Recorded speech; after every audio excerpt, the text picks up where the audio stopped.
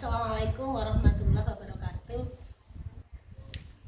Yang terhormat Bapak Aristo selaku fasilitator dan Bapak Edi Haryanto selaku pengajar praktik, dengan saya Ibu Yayu Indarwati selaku CGP Angkatan 10 Kabupaten Gresik. Hari ini akan melakukan wawancara untuk modul 3.1 untuk pengambilan keputusan dari seorang kepala sekolah. Hari ini saya berada di UPT SDN 136 Gresik bersama Bapak Khairul Anam SPJ, akan melakukan wawancara bagaimana pengambilan dan pengujian keputusan berdasarkan nilai-nilai kebajikan. Ya, Assalamualaikum warahmatullahi wabarakatuh, Pak Anam. Waalaikumsalam warahmatullahi wabarakatuh. Ya, Pak, mohon maaf mengganggu waktunya. Hari ini saya akan belajar beberapa informasi dari Pak Anam selaku Kepala Sekolah UPT 136 Gresik tentang kasus-kasus dilema etika, kasus tentang benar lawan benar, dan kasus tentang rujukan moral, yaitu benar dan salah. Nah, hari ini saya akan mengajukan beberapa pertanyaan kepada Bapak tentang pengambilan dan pengujian keputusan masalah tersebut. Oke, Bapak. Jadi ketika ada kasus yang berhubungan dengan dilema etika atau rujukan moral, bagaimana Pak Anam selaku kepala sekolah itu mengidentifikasi kasus-kasus tersebut? Selama ini saya di UPT SDN 136 dalam mengidentifikasi apakah itu rujukan moral ataupun itu dalam dilema etika, itu saya selalu memposisikan atau mengidentifikasi apakah itu salah ataupun benar.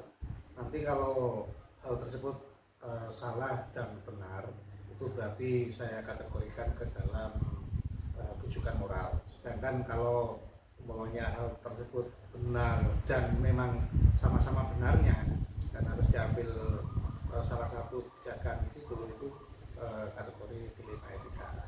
Berarti ketika ada kasus itu berarti kita harus mengidentifikasi terlebih dahulu, Pak, ya. Ya. Kasus itu termasuk dilema etika Ya, atau rujukan moral. moral.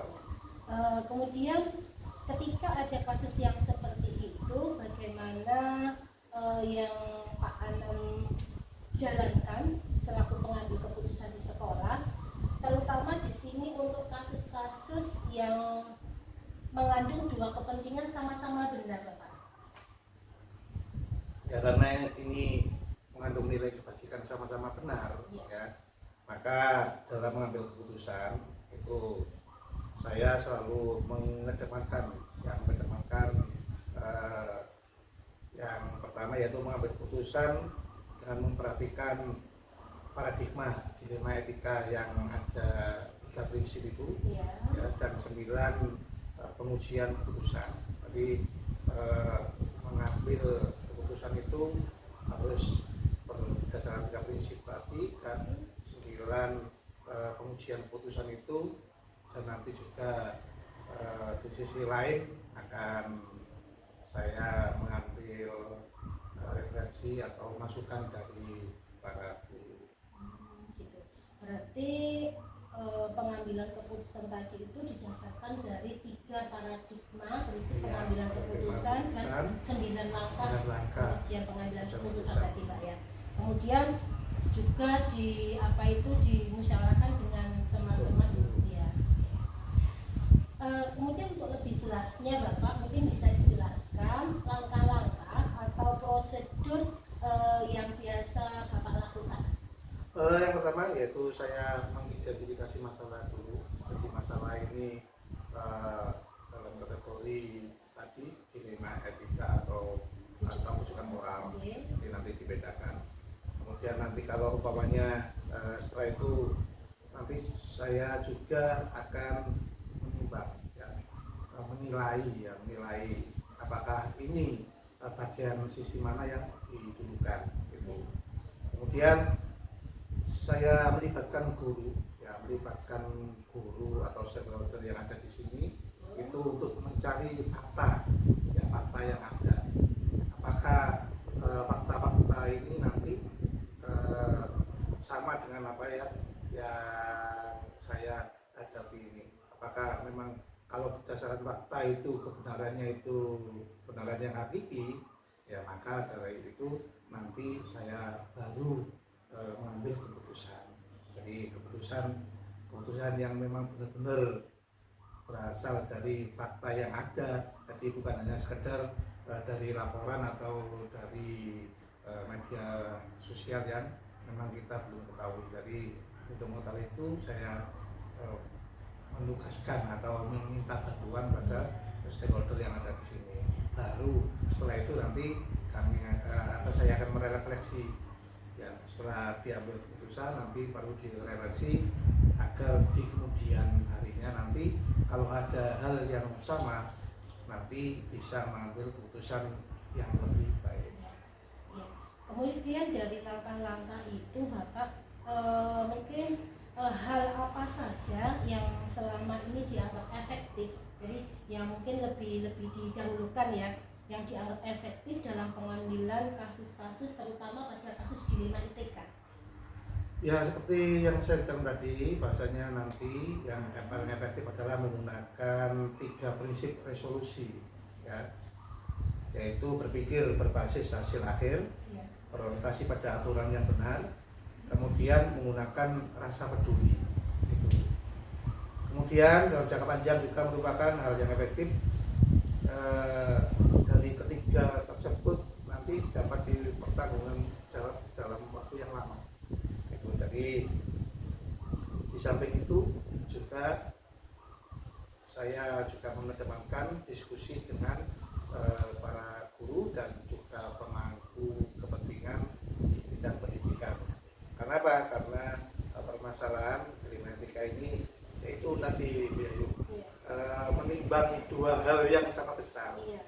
Jadi yang paling efektif tadi tetap menggunakan 3 resolusi tadi ya. Ya. Jadi di sini yang dianggap efektif itu kasus yang memang berdasarkan 3 prinsip resolusi pengambilan keputusan. Di sana itu juga tetap diskusi dengan stakeholder yang ada di sekolah Bapak ya. Ya. Kemudian dari situ mungkin ada sebuah tata kelola atau jadwal tertentu dalam sebuah penyelesaian kasus, terutama kasus dilematika.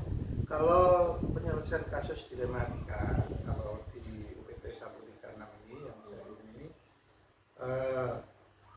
waktu tertentu itu nanti itu berdasarkan apakah dari identifikasi kasus ini membutuhkan waktu tertentu, apa harus segera selesai hari itu juga, maka itu nanti yang menentukan.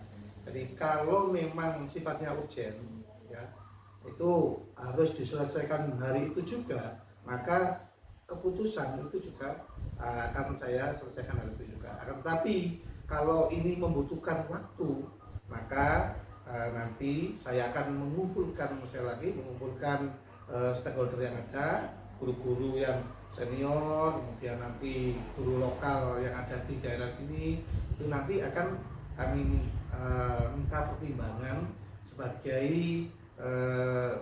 masukan apa yang saya putuskan di dalam dilematika ini. Jadi waktunya nanti itu berdasarkan keadaan.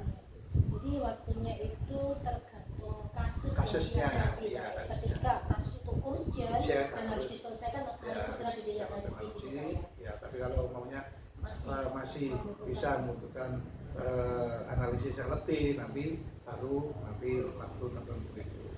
Agar keputusannya betul-betul lebih bijaksana Bapak ya. Kemudian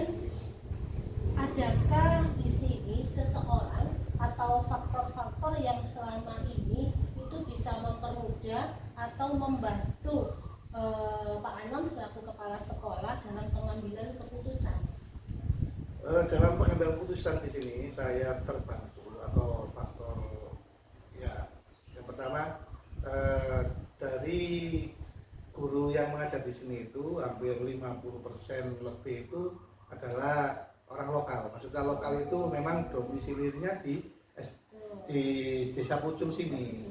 Nah, jadi untuk permasalahan dilema etika tentang wali murid, anak-anak itu nanti mereka bisa memberi masukan lebih karena mereka mengetahui bagaimana budaya di sini, bagaimana sosialnya di sini, bagaimana tentang lingkungan yang setiap hari mereka hadapi. Sedangkan saya berasal dari daerah lain itu, jadi itu terutama guru yang.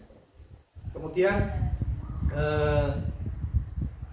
di antara guru saya itu juga ada yang memang aktif di organisasi desa itu, jadi termasuk dalam penggerak PKK lah itu jadi nanti kalau urusan di dilema etika kemasyarakatan itu nanti yang sangat membantu gitu ya Bapak ya. Jadi dari sekolah ini UPT SDN 136 ini hampir 50% Bapak Ibu gurunya itu domisilinya di lokal sini Pak ya. Iya. Sehingga di situ mempermudah mungkin dari informasi yang membantu untuk dalam pengambilan keputusan.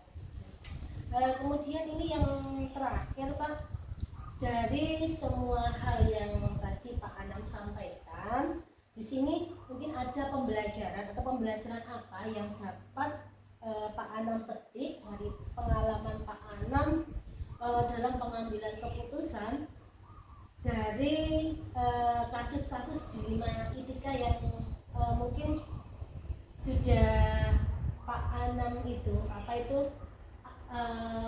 ambil keputusan tentang dilema etika tadi. Pelajaran yang dapat saya hadapi dari dilema etika itu atau pelajarannya yang pertama ya, kita memang harus mempunyai keputusan yang berlandaskan moral yang utama ya. Kemudian yang kedua itu kita harus memang bisa membedakan mana yang lebih ya diutamakan daripada yang utama. Nah, jadi dilema etika itu karena benar, sama-sama benarnya. Nah, kita harus bisa menimbang, benar-benar memposisikan diri itu seperti kita yang ada di masalah itu. Gitu. Jadi nanti posisi saya bagaimana ya? Ini apakah ini lebih penting atau penting, itu kita masuk ke dalam masalah itu. Kita memposisikan diri kita yang bermasalah, umpamanya kita yang bermasalah itu bagaimana di situ. Jadi memang berat, akan tetapi nanti lama-kelamaan Bu Ayu umpamanya sudah terjun di kepemimpinan seperti ini akan mampu ya, akan pasti bisa untuk ini. Karena apa? Memilih dari yang benar menjadi yang mana yang paling diutamakan ya, bukan mana yang paling benar, enggak, mana yang diutamakan dulu ya, itu. Kemudian jangan lupa kita makhluk sosial ya, maksudnya pengalaman karena kita nggak bisa hidup sendiri, maka keputusan itu memang kepala sekolah itu memang yang memutuskan, akan tetapi harus tetap ada masukan-masukan dari yang lainnya. Karena apa? Karena sifat manusia itu kalau hanya sepihak, ya kalau hanya pada dirinya sendiri, nanti nilai kebenaran itu nanti kadang-kadang munculnya tidak kompleks, tidak keseluruhan gitu. Iya Pak, luar biasa. Jadi banyak pengalaman ya yang bisa diambil dari studi kasus, terutama untuk kasus dilema etika ini ya Bapak ya. Jadi di sini kita harus benar-benar mengutamakan dari yang lebih utama seperti itu Pak ya. Maksudnya karena yang dihadapi itu sama-sama benar, sama-sama. Tapi bagaimana kita bisa lebih mengedepankan apa ya, sisi mana yang lebih diutamakan, mana yang lebih apa itu yang namanya dilihat dari beberapa sisi itu memang betul-betul lebih mengandung manfaat Pak ya. Terutama di sini ketika apa itu melibatkan siswa, maka mungkin lebih diutamakan pada keterpindahan pada murid Pak ya. Jadi seperti itu. Luar biasa Pak Anam. Jadi banyak informasi yang bisa saya ambil dari Pak Anam selaku Kepala UPT 136 Gresik ini dalam pengambilan dan pengujian keputusan, terutama di sini kasus-kasus yang mengandung dilema etika dan rujukan moral. Terima kasih Pak Anam atas waktu yang diluangkan untuk hari ini.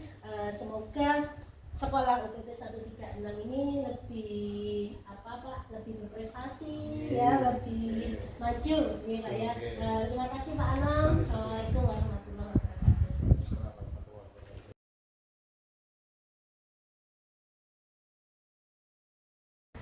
Assalamualaikum warahmatullahi wabarakatuh.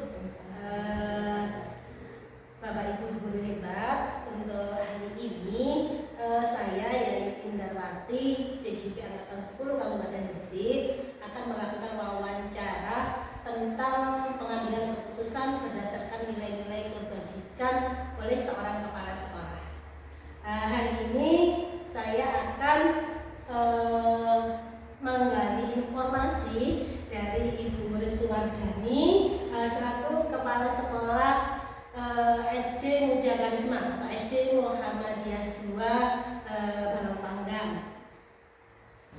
Bu Restu, Assalamualaikum warahmatullahi wabarakatuh. Waalaikumsalam warahmatullahi wabarakatuh. Bagaimana kabarnya Bu Restu? Alhamdulillah ya Ibu, sehat selalu. Terima kasih Bu Restu sudah meluangkan waktunya hari ini. Bu Restu, untuk hari ini saya akan belajar menggali informasi dari Bu Restu selaku kepala sekolah SD Muda Karisma SD Muhammadiyah 2 Balongpanggang tentang pengambilan keputusan berdasarkan nilai-nilai kebajikan yang dilakukan oleh seorang kepala sekolah Bu Restu ya. Tentunya Bu Restu di sekolah itu banyak ya kasus-kasus tentang dilema etika, di mana kasus itu sama-sama bernilai benar, dan ada juga kasus rujukan moral. Jadi ada benar dan ada yang salah. Ya. Jadi Bu Restu, untuk hari ini saya akan mengajukan beberapa pertanyaan bagaimana langkah pengambilan dan pengujian keputusan berdasarkan nilai-nilai kebajikan yang ada. Ya Bu Restu, untuk yang pertama bagaimana Bu Restu selaku kepala sekolah mengidentifikasi kasus-kasus yang merupakan dilema etika atau yang bernilai rujukan moral. Baik Bu Yayu, saya akan coba menjawab pertanyaan dari Bu Yayu ya. Begini, memang di dalam sekolah itu tentunya juga banyak menghadapi masalah-masalah dan tentunya beragam. Jadi sekolah satu dan lainnya tentunya tidak sama. Jadi sebagai seorang pemimpin ya, masalah itu bisa dikatakan sebagai dilema etika apabila keduanya benar, namun saling bertentangan kepentingannya. Di sini dalam mengidentifikasi masalah tersebut, saya tidak bekerja sendiri. Saya tidak bisa bekerja sendiri, jadi saya harus mempunyai partner. Tentunya partner tersebut yang melibatkan pihak-pihak yang terkait seperti guru-guru yang ada di sekolah dan juga orang yang bersangkutan mempunyai masalah tersebut.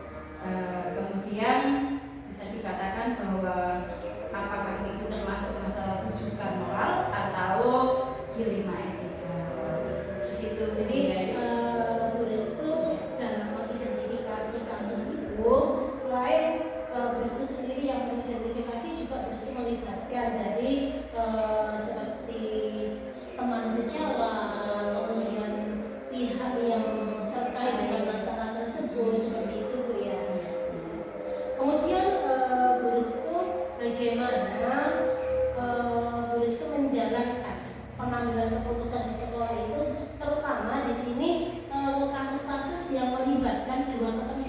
yang sama-sama benar atau yang disebut dengan dialektika itu. Nah, gitu. Jika saya mengambil keputusan di mana ada dua kepentingan yang sama-sama benar, maka di sini saya mempertimbangkan nilai-nilai yang timbul dari keputusan itu. Kemudian nilai-nilai yang timbul dari permasalahan tersebut, apakah itu termasuk berbagi melawan kelompok atau kebenaran dengan kesetiaan atau keadilan berlawanan dengan rasa kasihan. Di sini saya melibatkan rekan-rekan kerja, rekan sejawat, baik guru maupun pengambilan keputusan yang kompleks. Jadi kita juga berusaha bahwa di situ kita tidak memihak salah satunya sehingga bisa mendapatkan keputusan yang terbaik untuk keduanya dan bisa menerima dengan legowo begitu. Gitu ya. Jadi di apa itu pengujian berdasar nilai-nilai tadi begitu ya, seperti individu dengan kelompok, kemudian rasa kasihan dengan apa ya, kesetiaan itu begitu ya. Jadi dari tiga nilai itu dilihat dari kepentingannya mana yang lebih dinilai lebih itu begitu ya, lebih benar gitu ya. Iya. Untuk lebih jelasnya Bu Restu ya, mungkin Bu Restu bisa menjelaskan langkah-langkah atau prosedur yang seperti apa yang biasanya Bu Restu lakukan dalam pengambilan keputusan. Jadi begini, langkah-langkah yang saya ambil dalam pengambilan keputusan, saya lebih memperhatikan terlebih dahulu permasalahan yang terjadi. Jadi saya identifikasi, kemudian di dalam pengidentifikasian tersebut tentunya saya melibatkan beberapa pihak. Nah, dari pihak-pihak terkait tersebut, apakah itu berkenaan dengan peserta didik atau berkenaan dengan pribadi dan kelompok, maka di situ saya juga melibatkan semua yang terlibat secara langsung maupun tidak langsung tentunya. Jadi saya kemudian akan berkonsultasi, melibatkan beberapa pihak, rekan guru dan juga si pelaku tersebut, begitu Bu Yai. Iya, betul. Jadi dapat disimpulkan di situ ada beberapa langkah begitu ya. Yang pertama memperhatikan masalah atau mengidentifikasi masalah tersebut. Kemudian yang kedua dengan melibatkan yang berkepentingan, maksudnya yang mengalami masalah. Kemudian juga dari pihak bapak ibu guru atau warga sekolah yang ada di situ. Kemudian yang ketiga dengan apa ya? Kita konsultasi ya, kita berdiskusi ya dengan teman sejawat yang ada di lembaga tersebut ya. Kemudian hal apa saja yang selama ini itu bisa dianggap efektif, mungkin yang apa ya dianggap lebih penting ya dalam pengambilan keputusan khususnya pada kasus-kasus dilema etika ini. Jadi hal efektif yang bisa saya lakukan dalam pengambilan keputusan itu tentunya saya melibatkan semua orang sehingga saya merasa terbantu. Di sini saya merasa tidak sendiri karena keputusan itu harus saya lakukan diminimalisir ya sebaik mungkin untuk kepentingan bersama, sehingga dari mereka itu tidak merasa ada sebuah keputusan yang memihak salah satu atau berat sebelah begitu ya. Jadi di sini melibatkan semua orang karena pengambilan keputusan nanti diharapkan itu bisa sama-sama bermanfaat untuk semua dengan apa itu seperti tidak kelihatan bahwa keputusan itu berpihak pada salah satu. Jadi melibatkan untuk semua kepentingan ya Bu ya. Kemudian pada saat Bu Restu melakukan pengambilan keputusan tersebut, apakah ada tantangan Bu Restu dalam pengambilan keputusan pada kasus-kasus dilema etika ini? Sebenarnya tantangan terberatnya adalah ketika ada suatu permasalahan kemudian semuanya itu kita anggap benar. Di posisi itu semuanya sama-sama benar. Jadi sangat mempengaruhi ya daripada kinerja saya sebagai kepala sekolah, sehingga saya harus betul-betul memberikan pemahaman, masukan kepada kedua belah pihak agar mereka mau menerima keputusan yang kita ambil tentunya dengan cara bersama-sama. Begitu ya. Karena memang ini tantangan terberatnya karena masalahnya ini kasusnya ini dari pihak itu sama-sama benar ya Bu Restu ya. Tapi di situ kita bisa memberikan pemahaman ya Bu ya, pemahaman pada kedua belah pihak ya, bahwa di sini memang sama-sama benar, tapi mana yang bisa lebih diutamakan yang memberi manfaat kepada semua gitu ya Bu Restu ya. Ya. Kemudian Bu Restu mungkin dalam pengambilan keputusan itu ada tata kelola, ada sebuah tata kelola atau jadwal tertentu dalam sebuah penyelesaian kasus dilema etika itu. Mungkin dalam bentuk atau prosedur yang seperti apa yang Bu Restu jalankan selama ini? Begini, kalau tata kelola ya, berarti itu juga mengatur masalah waktu mungkin dan jadwal ya. Jadi kita lihat seberapa berat jenis masalah tersebut. Kalau memang kasus-kasusnya itu urgent dan mendesak, ya kita putuskan pada saat itu juga. Namun di dalam masalah yang perlu melibatkan pihak-pihak terkait, mungkin bahkan masyarakat pada umumnya ya, saya akan berhati-hati dalam memutuskan, dan saya akan menjadikan hari-harinya supaya tidak terburu-buru untuk mengambil keputusan itu. Misalnya ya dalam satu kasus pemecahan masalah, di situ saya membuat jadwal, mungkin jadwal apa yang harus saya tangani terlebih dahulu sehingga permasalahannya bisa terselesaikan dengan baik. Luar biasa gitu. Jadi kita itu ya mengidentifikasi dari permasalahan itu ya, dia urgent atau memang betul-betul segera diselesaikan, ataukah masalah itu perlu waktu, maksudnya untuk memberikan waktu kepada kita, mungkin kepada Bu Restu sendiri sebagai kepala sekolah itu bisa memutuskan hal tersebut itu betul-betul mengandung nilai-nilai kebajikan yang luar biasa, yang universal ya Bu Restu ya, sehingga bermanfaat kepada semuanya. Begitu Bu Restu ya.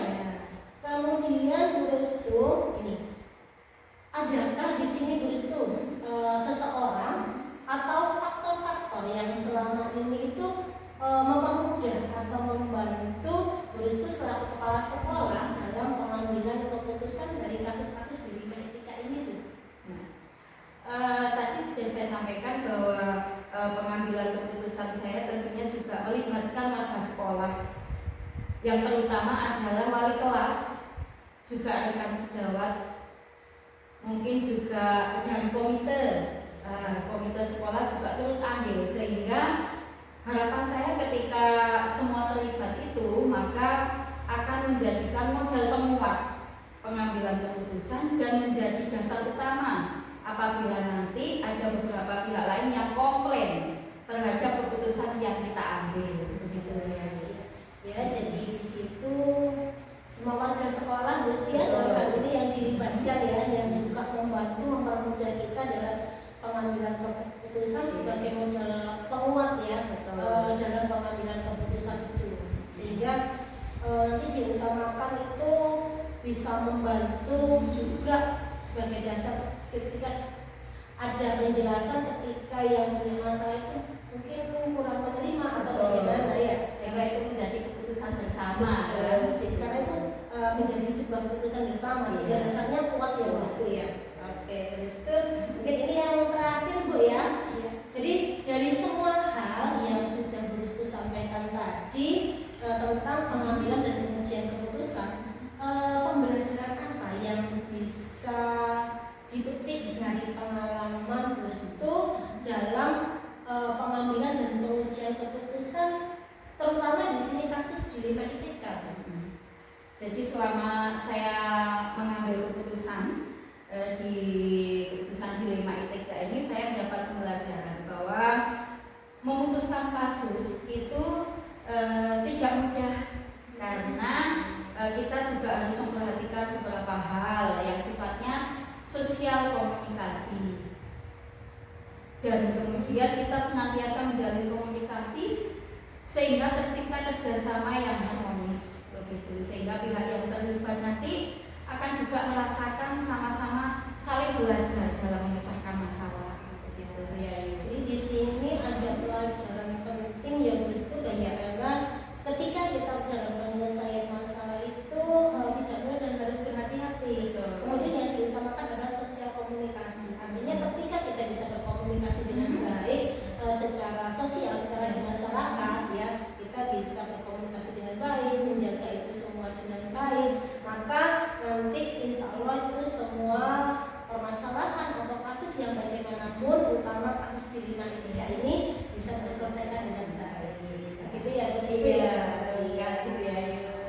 Ya, Bu Restu, terima kasih. Jadi banyak sekali ini informasi yang bisa saya ambil pelajaran untuk hari ini.